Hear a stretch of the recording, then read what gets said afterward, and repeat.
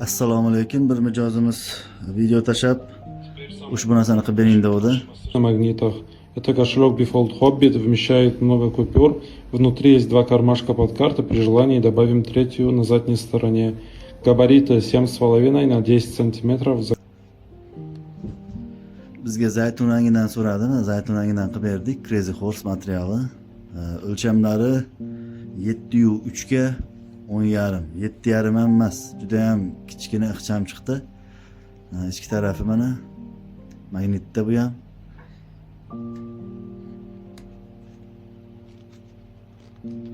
Karta soldik.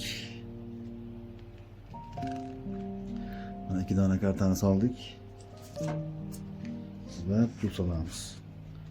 Pul loppaloq keladi. 200 ming TL ga tushadi bemalol.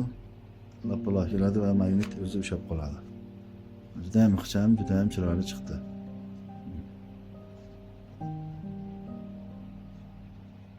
Kimga shunaqa kartmonlar kerak bo'lsa aloqaga chiqarasizlar.